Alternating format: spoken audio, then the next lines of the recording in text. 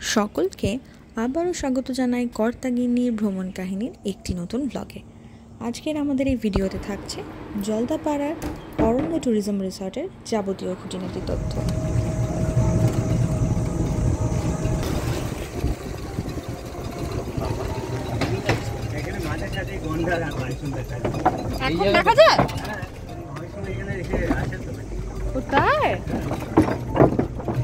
জঙ্গলের মাঝে ঘেরা এই রিসর্ট, আর এর মধ্যেই আপনি পেয়ে যাবেন অভাবনীয় এক একটি রুম। এখন চলুন, রিসর্টে আমরা পৌঁছে গেছি আর রুম ট্যুরটা আপনাদেরকে দিয়ে নিই। 3টে ডিভিশনে এই রিসর্টটি বিভক্ত। একটা হচ্ছে কটেজ, একটা উডেন রুম আর একটা ব্রিক হাউস।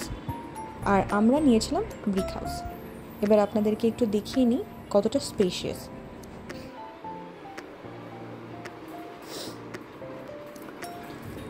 এখানে একটা ছোট্ট সুন্দর ব্যালকনি আছে, আর এই উল্টো দিকেই জলদাপাড়ার জঙ্গল। এখানে বলা হয়, আমাদের গাইডই জানিয়েছেন যে এই হোটেল থেকে, আমাদের রিসর্ট থেকেই সন্ধ্যাবেলায় কিংবা রাত্রিবেলায় এলে বাইসন আরামসে দেখতে পাওয়া যায়। ভাবতে পারছেন? আমার তো ভাবলেই অবাক লাগছে। রুমটা সম্পর্কে যেটা বলবার, অনেকটা জায়গা আছে, ডাবল বেড এবং যথেষ্ট স্পেশিয়াস। 2জন কি 3জনের জন্য এটা সাফিসিয়েন্ট একটা রুম।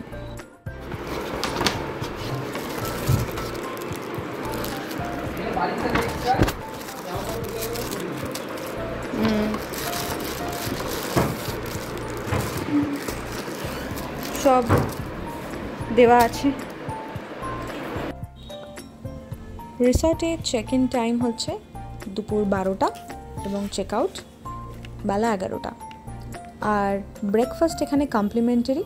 তো আমি চলুন আপনাদেরকে চট করে ব্রেকফাস্টের মেনুটা একটু দেখিয়ে নিই।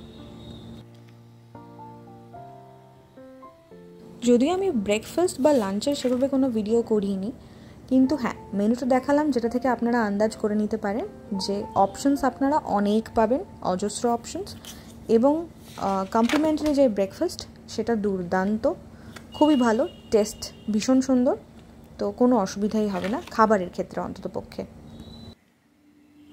রিসর্টে হাউস রুলস বিশেষ কিছু আছে, যেটা আমি আপনাদের সুবিধার্থে জাস্ট একটা ছোট্ট ভিডিও দিয়ে রেখে দিচ্ছি, যাতে আপনাদের বিশেষ সুবিধা হয়।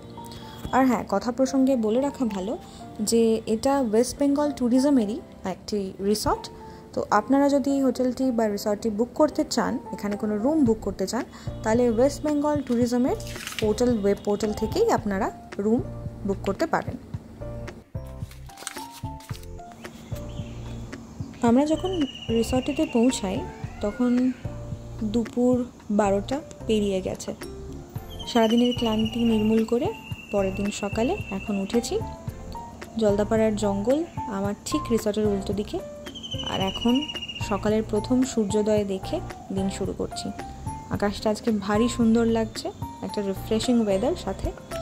আর এখন একটু চা খেয়ে আমি বেরোবো বাইরে, আর আপনাদের দেখাবো পুরো এরিয়াটা।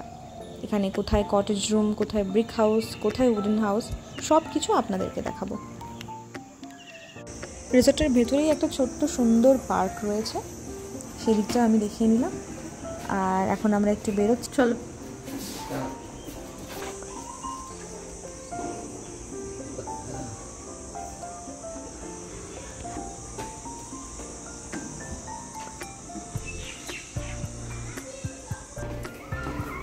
একটাই প্রবলেম যেটা আমি ফেস করেছি, সেটা হচ্ছে ব্রিক হাউসের ক্ষেত্রে লিফটের কিন্তু কোনো ব্যবস্থা নেই, যেটা বয়স্ক মানুষদের ক্ষেত্রে একটু অসুবিধার কারণ হতে পারে।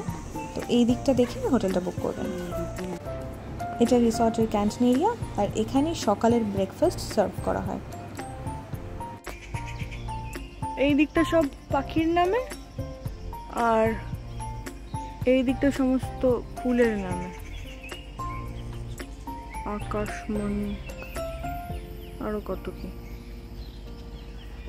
এই পাখি আর ফুলের নামে রয়েছে এক একটা কটেজ। আর ওইদিকে ঘন জঙ্গল, পুরোটাই জঙ্গল, জঙ্গলের মাঝখানে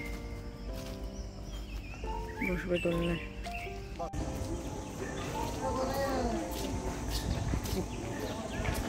বাবা এখানে আছে তো স্ন্যাক্স মাল্টি দিয়ে হুম, রেস্টুরেন্ট এটা একটা স্মল রেস্টুরেন্ট টাইপের না? আর এখানে হ্যান্ডিক্রাফটের জিনিসগুলো পাওয়া যায়। হ্যাঁ হ্যাঁ হ্যাঁ হ্যাঁ, কারেক্ট। এটা টিফিন শপ।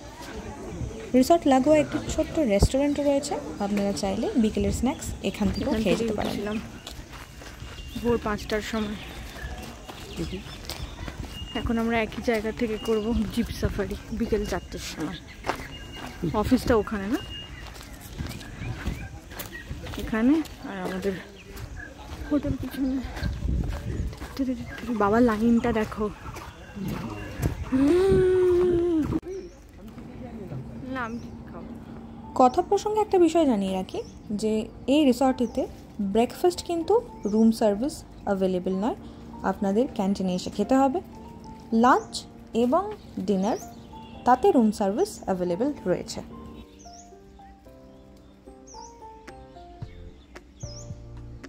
যেহেতু জঙ্গলের মাঝখানে এই রিসর্টটি, আর অনেকে আবার একে দ্বিতীয় হলংও বলছে আজকাল, এবং সেই ক্ষেত্রেই আপনার যদি সৌভাগ্য থাকে তাহলে রাতে বা সন্ধ্যেবেলায় এখানে দাঁড়ালেই আপনি দেখতে পাবেন এই কাঁটা তারের উল্টো দিকে বাইসন।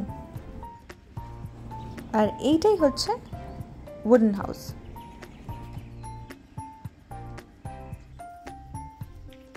সব পাখির নামে ইয়েগুলো দিয়েছে।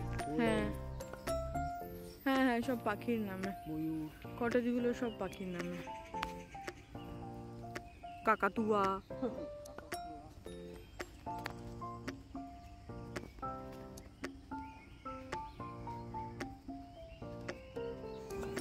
এই রিসর্টটির সম্পর্কে যাবতীয় তথ্য আমি আমার ডেসক্রিপশন বক্সে দিয়ে দিচ্ছি। আশা করি আপনাদের এই ভিডিওটি ভালো লেগেছে, সাথে এই রিসর্টটিও। হ্যাঁ যাবো। আপনাদের সঙ্গে আমাদের দেখা হচ্ছে আগামী ভিডিওতে।